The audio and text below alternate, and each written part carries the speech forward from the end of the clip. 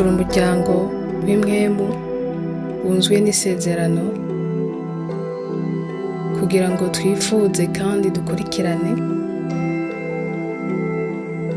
kunengeserezwa n'Imana mu butatu kubw'impinduka irama kubw'icubahiro c'Imana arico umunezero wacu muri Kristo Yesu. Ndashaka kubiyegereza turabandanya rwa rukurikirane rwacu rwa biganiro 10 ku bijanye n'ikibanza c'umudamu mu gihugu, mu kibano, mu muryango hamwe no mw'ishengero. No musi turabandanya kuvuga kuri vya vyumviro novuga nti dushoka twakira mugabo atari byo kubijanye na kino kiganiro c'ikibanza c'umudamu mu rugo, mu kibano, mw'ishengero canke mu gihugu. Kimwe muri ivyo vyumviro ni kuvuga ati abantu bahereza uruhara runini canke uburinganire umudamu mw'ishengero canke mu gihugu canke mu buzi, ati n'abantu usanga badahereza agaciro ijambo ry'Imana, n'abantu batubaha Bibiliya, n'abantu badaserangura atari abahinga ba Bibiliya, ati kuko ivyo bintu iyo bikora uracubona neza yuko umugore afise ibintu yemerewe n'ibindi atemerewe, atakwiye kwiyumvira ko yokora canke yokoreshwa umugabo ari ngaho onye.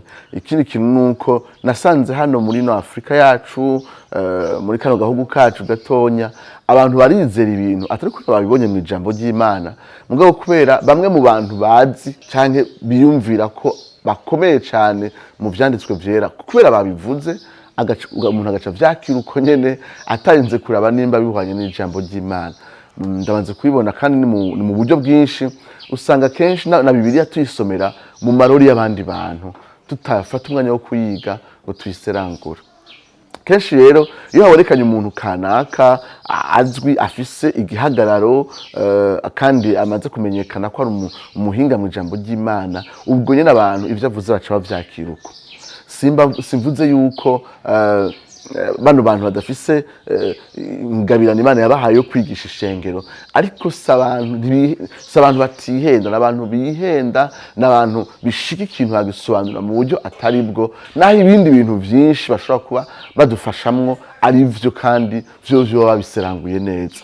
Rero kenshi iyo tuvuze ibijanye n'uruhara rw'umugore agacavuga ati nimba umuntu yitwa John Piper na Grudem batemera ko umugore yigisha canke yiga kaminuza yitegurira inyigisho zo kwigisha, nimba umugore adashobora, nimba abo bantu batemera yuko umugore ashobora kugira uruhara mu burongozi bw'ishengero ngo aje mu nama z'ishengero zikomeye, atabo bantu nimba batavyemera, nimba bahinga nka D.A. Carson canke Thomas Schreiner ivyo bintu batavyizera, jewe niyumvira yuko barabihejeje kubiserangura bararangije. Ati abandi bantu biyumvira ibitandukanye, usanga ari abantu batazi ijambo ry'Imana, bataryubaha kandi batariserangura cyane.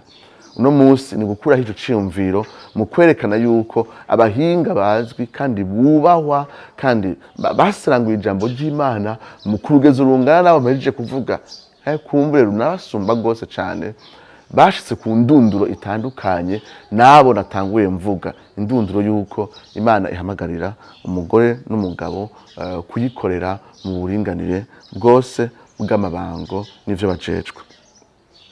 Bashaka mbere ku muntu witwa F.F. Bruce, n'umuhinga w'umwongereza yamaze imyaka myinshi cyane yigisha ivyigwa byo guserangura isezerano rishasha ryo twita exegese kuri kaminuza ya Manchester.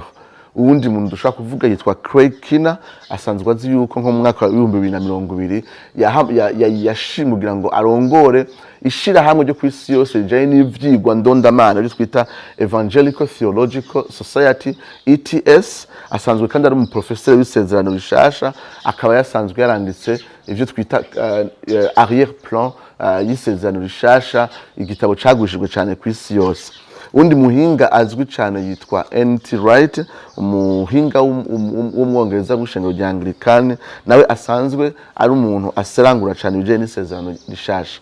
Undi muntu twaciye kare mu kiganiro yitwa John Stott, asanzwe azwi cyane ariko baranyumviriza mu nyandiko ziwe, mu bitabo vyiwe n'uruhara yagiye aragira kugira ngo akomeze ubukristo bwabakiye ku ijambo ry'Imana.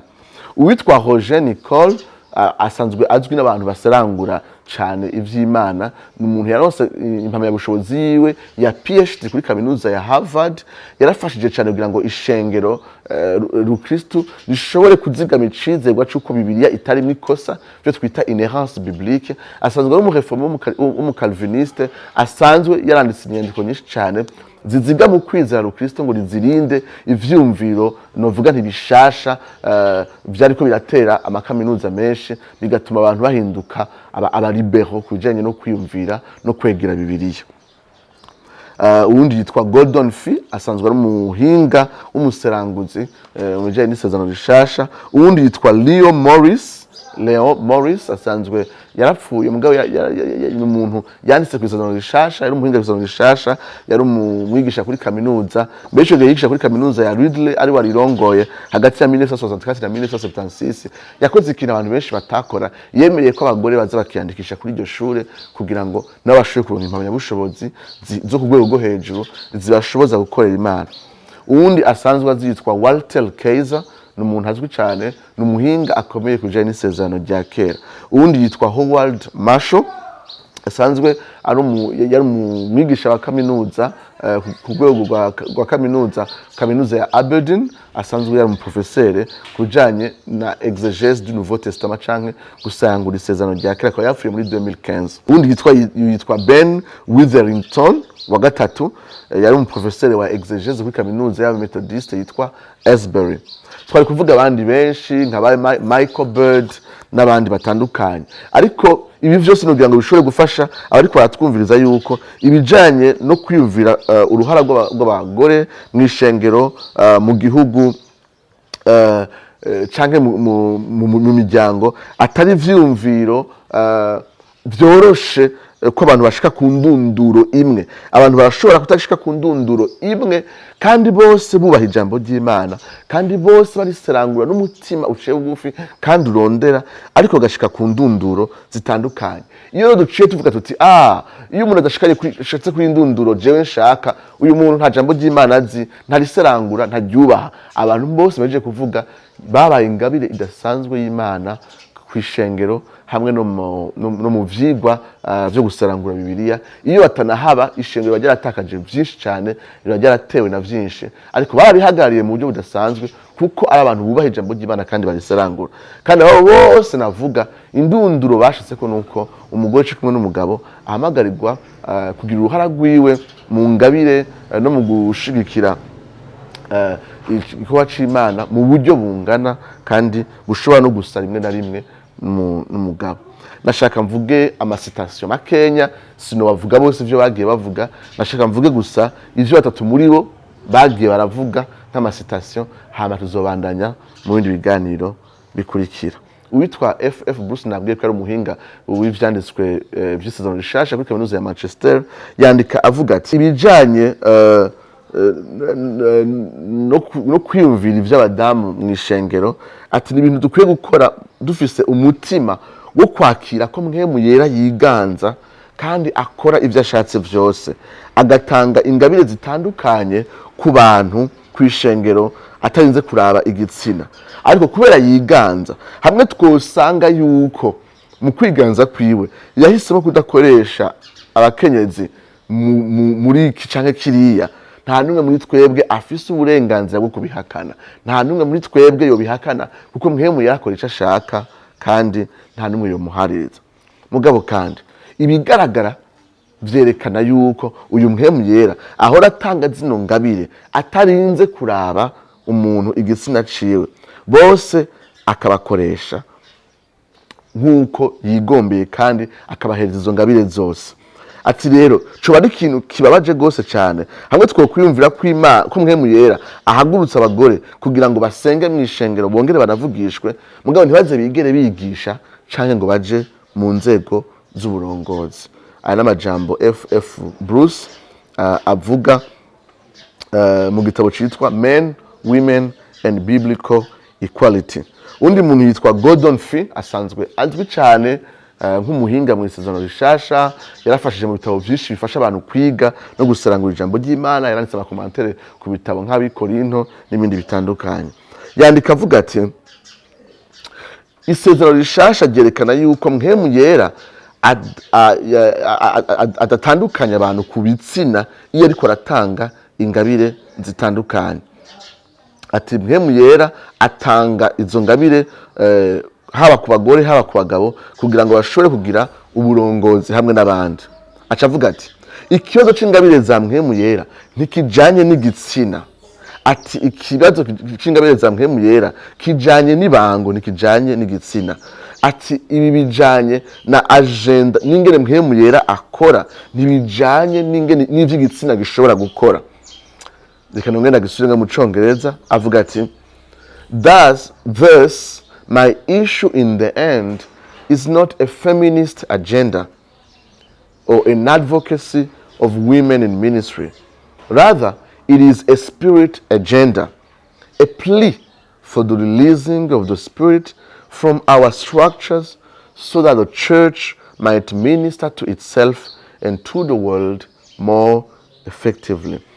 Ati turavuga bino bintu ntuko turashaka ngo dushirikire ngo abagore baje mwibango. Oya, tuko turavuga ko mpwemu yera akwiye kuronka umwidegemvyo abereye mu ishengero wo gukoresha uwashatse wese tutarinze kumuzibiza ibyo twebwe twubatse nk'inzego kugira ngo ishengero rishobore gukorerwa mu buryo bwose kandi n'isi irushirize gushikirizwa. Ibi inye tubisanga mu gitabo cyitwa The Priority of Spirit Gifting for the Church Ministry, Discovering Biblical Equality, Complementarity Without Hierarchy, aho Gordon Fee aterera cyo kimwe n'abandi bahinga nka Ronald Peace canke Rebecca Merrill.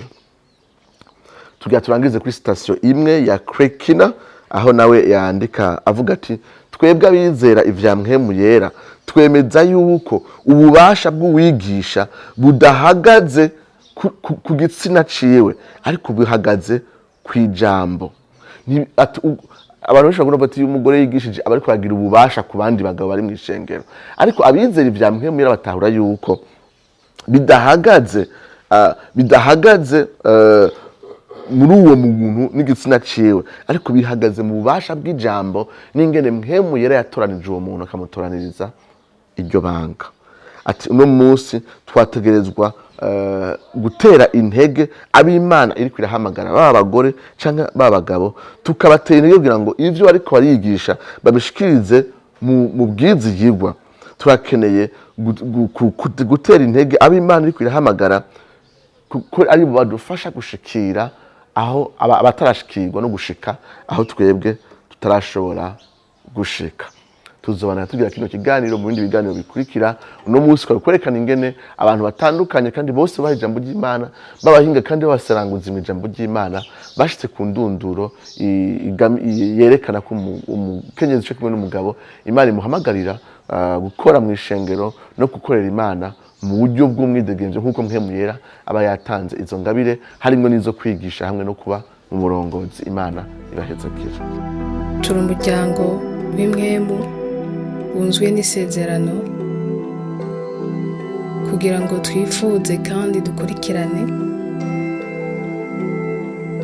kunengeserezwa n'Imana mu butatu ku bw'impinduka irama, ku bw'icubahiro c'Imana arico munezero wacu muri Kristo Yesu.